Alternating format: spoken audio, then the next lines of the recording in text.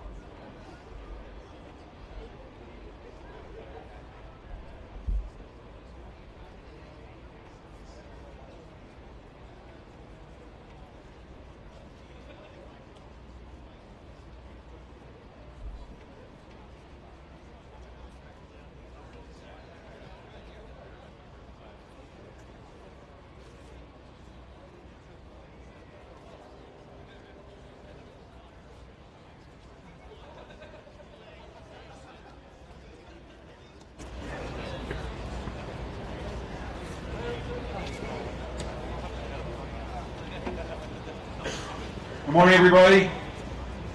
This is the operational briefing for the CARR incident. Again, those in the back, please move forward, find a place where you can see the monitors and you can hear the briefing. My name is Mike Petro. This is the CARR incident operational briefing for Saturday, the 17th of August through Sunday, the 18th of August, the 27th day of this incident. If you've not already done so, please make sure your phones are muted, your radios are turned down. Please resist the temptation to have a side conversation and distract those that are interested in finding out what's going on today. If you have a side conversation, please take it away from the briefing area. We'll get started with a current update on conditions. Good morning, Felix for being Night Operations Incident Management Team 1. Before I start, today's sort of a special day for an individual in the crowd. After 32 years of service, this will be his last shift on a big campaign fire, and then he goes on vacation for 2 months, comes back for 3 days, and then he retires. But this time I like, after 32 years, like I said, quite a bit. A good partner of mine. He works hand in hand with me on Incident Management Team 5. And I'd like to introduce Jim Fitzgerald. It's been a pleasure.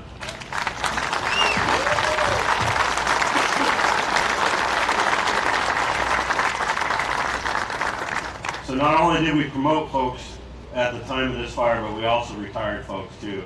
And the joke was, when Jim came here, I told him, I said, Jim, I said, I'll retire you from this fire. Well, it came true. Wish you best of luck. So here's what we got in branch 1. We just continue patrol and mop up, continue pulling hose where we have extensive hose there. Most of that is in branch 1 been taken care of. In branch 2, the same thing. They pulled more hose in Division Alpha. Division Bravo, they left a little bit of hose in there, probably about 3/4, maybe 1/4 to half a mile of hose still left in there. Due to some heat sources they're working on right now. So that's continuing up in Bravo. Branch 3 is looking really good. They're continuing to patrol, mop up, seek and destroy. They're continuing to deal with isolated heat. There is a hose layup in Division I. They're working on that currently, about 10,000 feet of hose. We'll assess that and see what the needs are in Branch 3. As we come to Branch 4 is looking really good. That's where we had the big firing show. Days ago, we still got some heat up in north, so there is some extensive work up in Division Division O, they pulled hose in there, so that's looking really good.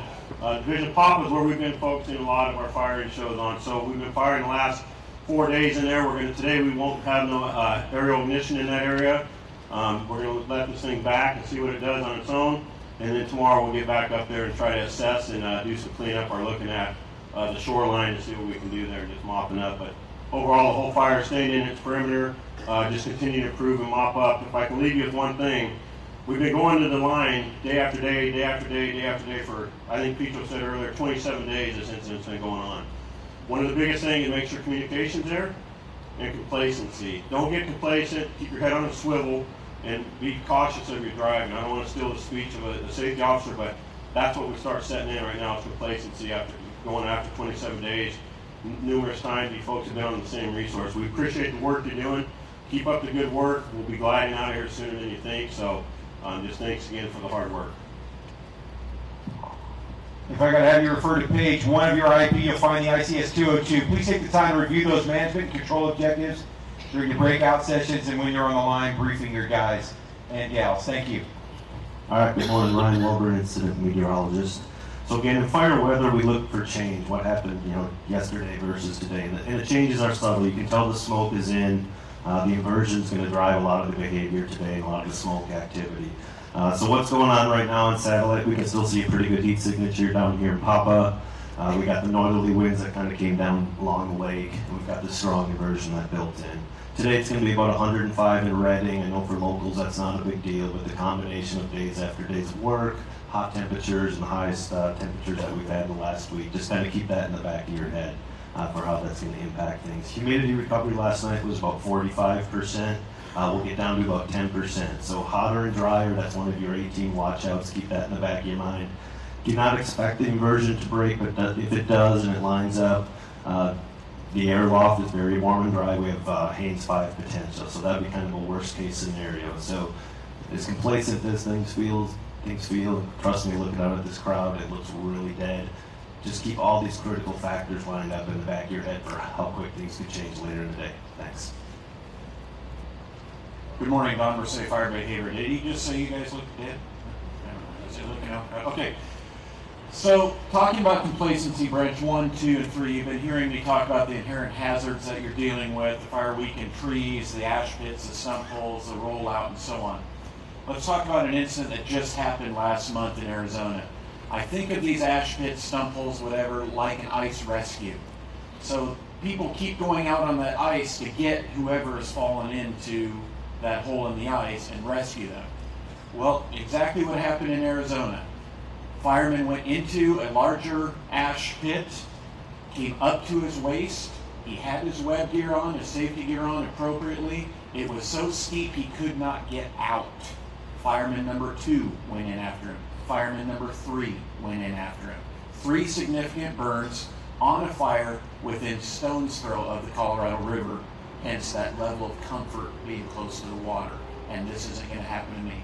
This was just last month. So that's what we're talking about when we talk about these ash pits, stump holes. Use a tool, probe the area before you go walking blindly out into these areas.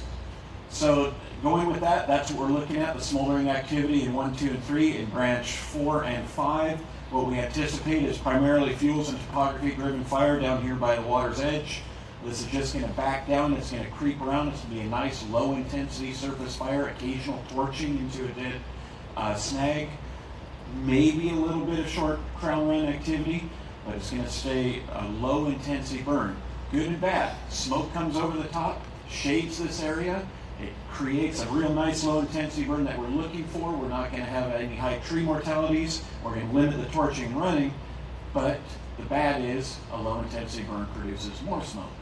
So keep alert for that. Keep alert for what Ryan just talked about, that inversion breaking, and make it a safe day. Good morning, Paul Carlos, Resource Unit Leader, Team 1, with branch and divisional roll call. So please stand as I call your name. Branch 1 and 2, Darnell. Division Tango, Moore. Huntsman trainee. Division Alpha, Harrison. Division Bravo, Stone. Branch 3, Ward. Division Delta, Haker. Division India, Fitzgerald. Branch 4, Campbell. Division November, Swope. Division Oscar, Hannon. Branch 5, Lauderdale.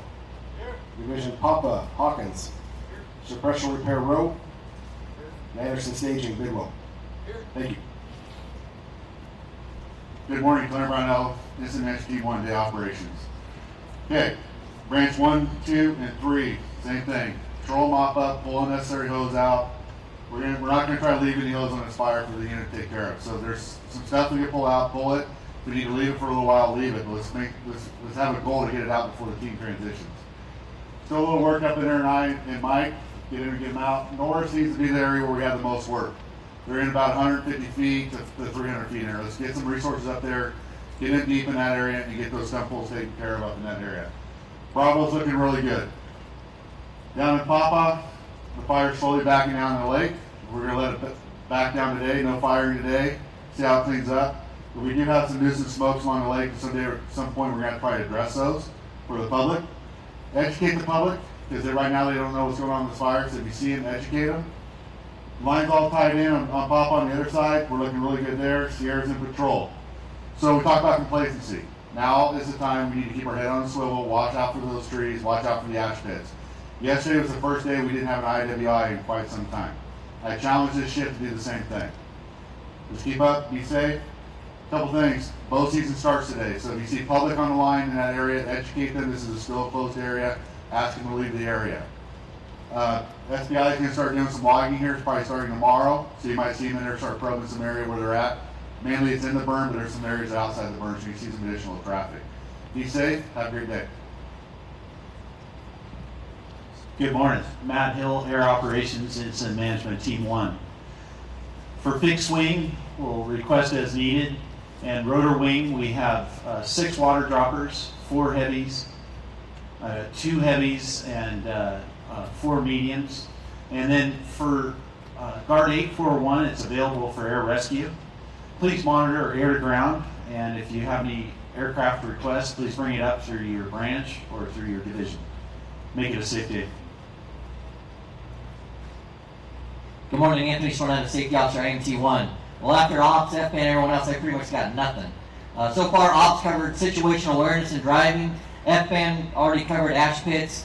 So the only little things I have left is communications. I've been hearing on the radio quite a bit the last couple of days is people or divisions trying to get a hold of resources and they can't get a hold of them. And I hear excuses like they can't get out. Well, in your comm sheet, please review that comm sheet. There's multiple tones set for those command channels. You can get out, just try the different tones. Also, it helps if you listen to your radio and carry your radio when you exit your piece of equipment. So make sure you guys pay attention to communications because divisions are trying to get a hold of you. Stay in tune and engage throughout the shift. And if you swap operators, also tie in with division at that time as well. Lastly, drop point 38, Dog Creek Road, that will close at 17:30 hours tonight. West of drop point 38, there's some equipment that needs to be retrieved from that area, so know that you're going to have an hour delay going around. So Dog Creek, west of drop point 38. Lastly, archery season opens this morning. If you guys have any problems in the area, call communications and they'll get the proper authorities out there. Have a safe day. Good morning, Justin Wayne, Cal Fire Team 1, Medical Unit Leader. Jeremy Stoke on July 26th on this incident was a line of duty death. The ready firefighters came to the team asking if we could assist in their fundraising event for the Stoke family. This is the shirt. We also have a challenge coin. We are selling them at the Medical Unit Leader trailer, not Expeditors right over there. So right behind you, $20 a shirt, $10 a coin. Every dollar goes to the Stoke family. Now back to business.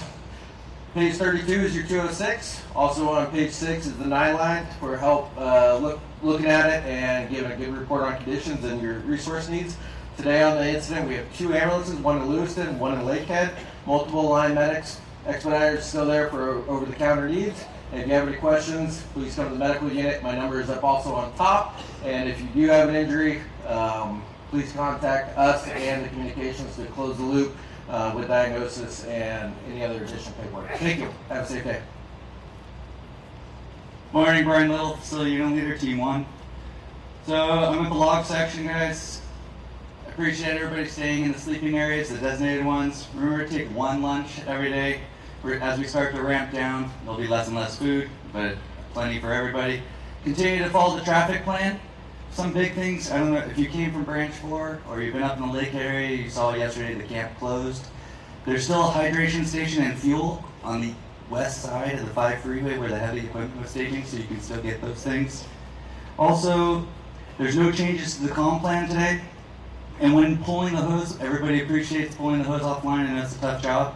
Please break that hose in 100-foot sections. They're getting big blobs of 500 to 600-foot sticks. It makes it difficult. And butterfly those 100-foot sections if you can. Thanks, have a good day. A couple of announcements before we move to final comments. Once again, out-of-state engines, please make sure you're signing a fuel ticket. Turn in your shift tickets and water use reports at the completion of your shift. There will not be a cooperators meeting today. If you are demobilizing, please refer to page 43. There is a posted demob list in camp as well as it being available electronically utilizing the QR code. If you are a trainee, please check in with the training specialist located in the Fassar building. You can find their message on page 44. As a reminder to branch directors and division soups, please take the time at the completion of your shifts to download your information with cost apportionment. Please make sure you're taking roll call and providing that information to Deputy Ops before leaving the base. If you are an unassigned resource, please find your way over to the unassigned table to my right, your left. Final comments from our unified commanders. Morning. Eric Coulter, PIO trainee. I'm going to kind of keep it brief today. I don't want to get demoed like the last guy. Our current acres are going to be 224,099 acres with a 79% containment. We've got 3,313 personnel on this. Please refer to page 42 for the social media policy. It's pretty easy. Just come by, have our guys look at it, and they'll give you the okay. Lost and found. We still have a bunch of really valuable stuff there. Please come take a look, see if you got something there. We do have rewards with coffee. If you have something, make sure it's yours. Come get it. Get some free coffee. All right, guys. Have a safe day. Good morning, everybody. Steve Spinharney, IMT1 IC trainee. It seems like weeks ago, and I think it was, my IC trainee partner from U.S. Forest Service referred to this fire as the bear, and he told us, don't put a gun down to hug a bear. Okay. So we finally got the bear pinned down. Okay, we got some work ahead of us. We got to keep it pinned down, and we got to put it to bed. Okay. We're in that point now where I do see some tired faces out there. We get into that transitional period where people are getting tired and they're thinking about driving. They're thinking about what they need to do next. Okay. It's been a long battle. Okay. You've earned it taking a deep breath, eating that extra bite of food, drinking that extra water, that sip of water, and getting a little bit extra rest. And we get it, but we're not done yet. Okay, so I'm going to ask of you is get out there. Okay, please stay focused, stay engaged. Okay, you've heard the safety message. I think everyone that spoke today talked about safety, and that's true to our heart. We want you guys to go out there. Yes, we want you to take care of business, but we want you to do it safely. Thank you very much. Have a good shift. Once again, there are breakout areas posted at the back of the briefing area. Please report there promptly. Unassigned to my right, your left. Thank you for your attention. That completes our briefing.